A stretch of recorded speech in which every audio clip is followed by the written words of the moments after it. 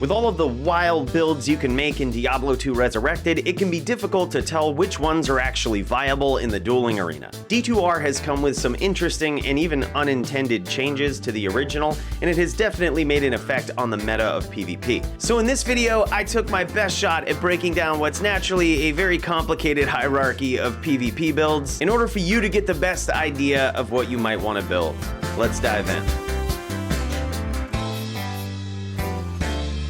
We looked at 20 of the most common and most effective PvP builds and placed them in a tier list. One of the things that makes a big difference in dueling is the skill level of the player. For the purpose of comparison, we'll assume that the skill level on each of these builds on behalf of the player is relatively equal. We'll also assume that the levels of these characters are at least in the mid-90s and that their items are of end game quality. And just because a build shows up at a certain place on this tier list doesn't mean that it automatically loses to everything above it and automatically wins to everything below it. It just simply means that it has better matchups in the current meta for PvP. And also because I know some of you are gonna ask, if you don't see one of your favorite builds on this list, there's probably a good reason for that. While some builds can be super fun, they may not necessarily be viable in the current meta. Let's get down into the brass tacks of this. We have our 20 skills right here, and I'm just gonna start chucking them on this board, and I'll kind of tell you a little bit as we go along as to why they fall into the place that they fall. Let's start with everybody's favorite, the Hammered In. Now, this probably won't come in as high as most people think. I'm actually gonna put this at A tier, although it is very close to S tier. A Hammered In is my main character. It's the one that I game on the most, and honestly, I will let you know that if you're just going straight hammers, you're gonna struggle with a lot of different builds. As with most of the skills that we'll talk about, we're gonna leave room for hybrid builds. So for example, with a Hammered In, you could go FOH in hammers and turn your guy into a mage. If you do that, it probably could bring the build up into the S tier, if I'm being honest. But for the most part, most Hammered In builds are gonna fall right at the top of that A tier, I believe. That's because they're naturally going to struggle against some S tier classes. So for example, we have the Bone Necro. That's gonna be S tier for sure, has a lot of good matchups against many other dueling classes, and it definitely poses a big problem for Hammered Ins. Additionally, Trap Sins, the top of the top S tier in my opinion, those are also going to pose a problem for Hammered Ins. They can keep the distance. That Mind Blast is an absolute bitch. There's a lot of different threats that a Trap Assassin has. Definitely poses a threat to the Hammered In and many other classes in D2R. So Trap Sin, definite S tier build. Another S tier build that will absolutely wipe the floor with most Hammered Ins, all else being equal, is the Wind Druid. The Wind Druid has many good matchups against elemental characters because of their Cyclone armor. Not only has Cyclone armor a synergy to their main attack, Tornado, but it just allows you to keep sucking up elemental damage without taking any damage to your life total. These builds might be pretty straightforward with the Wind Druid, but they are that way for a reason. They're pretty effective. Another build that I would put at A tier, but it probably higher up in the A tier, is the Boson. Now again, I'm gonna send this up there with a caveat that most of these builds will be hybrid. They'll have some sort of swap. They'll be doing cube, bow, and they'll probably have javelins and SS on their swap. So this one really based on the skill level, the player, the items, really the meta. This one could easily bounce back and forth between the S and the A tier. I would say currently Boson is at a solid higher ranked A tier. Both of those A tier builds also struggle against most Smiter variants. So you're gonna have your VTs or Vindicators, which are FOH paladins that use Smite as their primary attack. Usually any paladin build alone that primarily focuses on Smite as their main attack, that's going to be enough to carry them to the S tier. That skill is so powerful it practically destroys any melee character, but it also poses a big threat once you learn how to chain lock to most casters and ranged characters. And while we're on the topic of paladins, I'm going to grab this Zeal tile right here.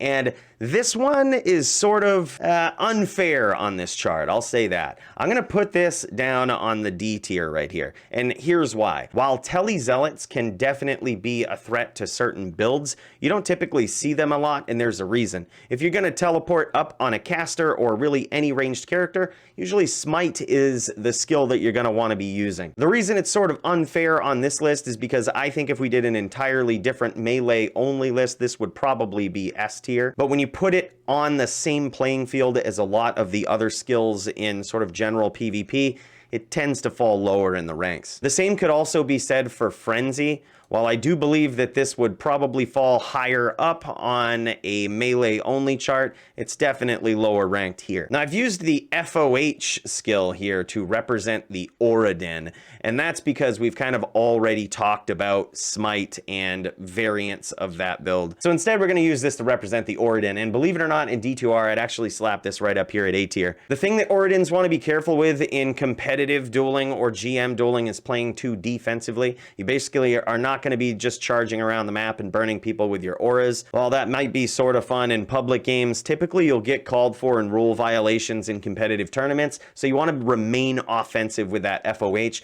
which is an Oradin's primary attack a lot of the times. Sometimes they'll also mix it up with charge, but if we're letting this tile represent that entire character, there's just such a diversified amount of threats, it can really pose a serious problem for a lot of builds out there. Now, while the Orb Sorceress might be pretty decent in PvM, in PvP, it falls at a low C tier, I would say. And that's really for one big reason. A lot of times when players stack up Cold Resist and they put on a Raven Frost, or if they want to be bad-mannered, they put on 2 Raven Frosts, your orb's practically going to do no damage. That was not always the case though. 1.09, that build was insane. Only slightly above that, I would put a Poison Necro, mainly because it's harder to absorb the damage from a Poison Necro.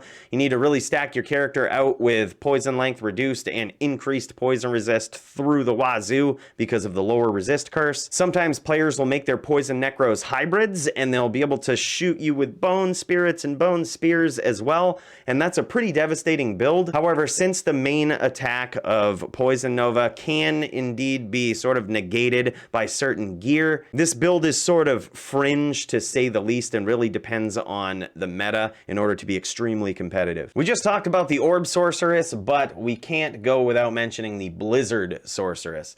I'm going to put this right up here at S tier, probably on the lower echelon of the S tier though, and here's why. While it's a lot harder to absorb the cold damage with Raven Frost that comes from Blizzard, it's still possible, but the big reason why a Blizz Sorceress ends up at such a high tier is because of the Cold Mastery skill. Players in PvP will end up having to stack so much Cold Absorb with this or against these characters, they oftentimes have to have entire setups in their stash devoted to this type of build.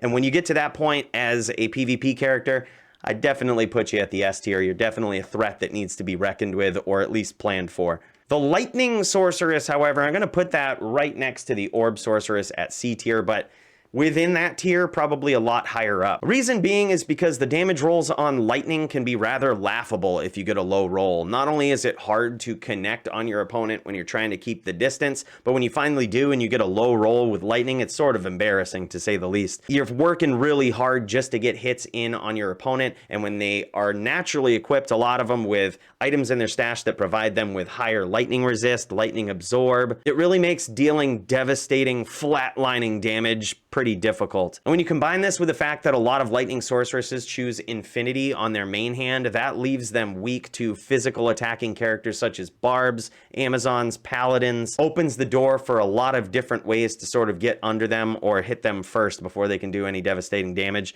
A lot of times get them into a stun lock. While the damage can be quite impressive on that build, it's probably at the lower part of that C tier. Right along those same lines, same could be said about Nova. You could set your Sorceress up with max block and have her designed to get up close and personal, but sort of the same thing arises. Instead, I would probably opt to go with an ES Fireball Sorceress. So Energy Shield Fireball, you can crank your Energy Shield up pretty high, and when you combine that with the fact that Fireball does pretty vicious damage at a distance, and it does splash damage, it's definitely one of the better builds if you know what you're doing. And a max block ES Fireball Sorc will almost always take out this next build that I'm gonna put right here in the B tier, and that is a Charger. There's a variety of different ways that you could build this, but as soon as you run into characters that have max block, you're kind of just a sitting target for a lot of the duel. Not only is it going to be hard to close the distance on characters that can teleport, but when you finally do, you better hope that they don't block your shot. The trade-off though is if you do connect and you have a very well-built Charger, oftentimes it's a one-hit KO and very fun to watch, but we're gonna put it right in the middle of the road here because it sort of is a toss-up in a lot of your duels. Getting down to to the wire here. The next one will probably be a little bit controversial, but I'll tell you why this is the way it is. I'm going to put Whirlwind Barbs right here at A tier.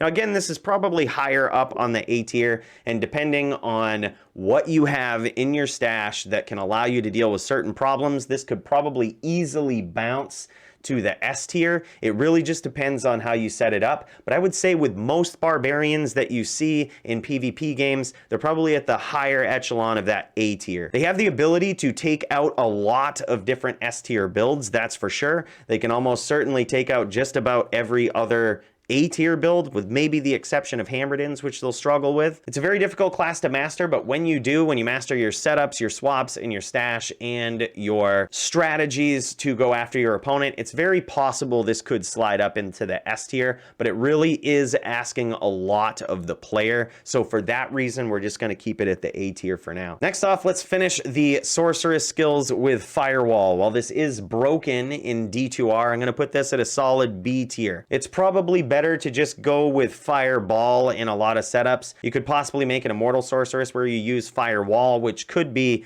you know, very viable, but it's a very defensive build, very unforgiving, and if you happen to cast Firewall in the wrong direction or you miss your opponent, there is quite the cooldown where you can completely be punished for your mistakes. That being said though, Firewall does hit very hard, and you can actually take out a lot of the builds on this list with that skill. Let's finish off the B tier with the Lightning Javazon. Now, if the Boson is going to be high A tier, I think we naturally have to put the Javazon at B tier. While they can hit very hard, it is possible to absorb a charged strike zone, and also throwing javelins at your opponent does rely on you having very good aim with throwing those. They don't seek their opponent out like a guided arrow does. In my opinion, javelins are better on the swap of Bosons as a, you know, as a sort of hybrid character. And the final skill on this list, I've picked Venom here to represent the Ghost Sin.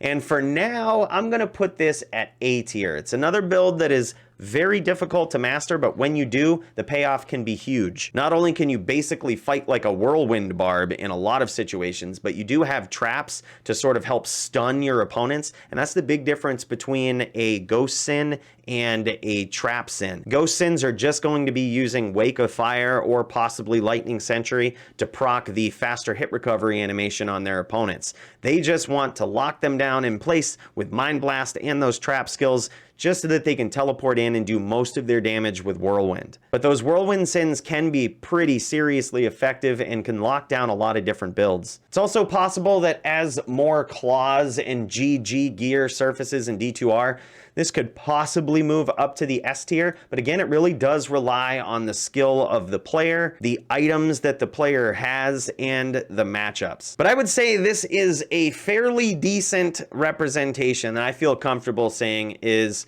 my tier list for the current D2R meta. So when you go to respec your character, just know that this is kind of how they fall in PvP if you wanted to get into that. I hope this has been helpful for you. I'll catch you in the next video.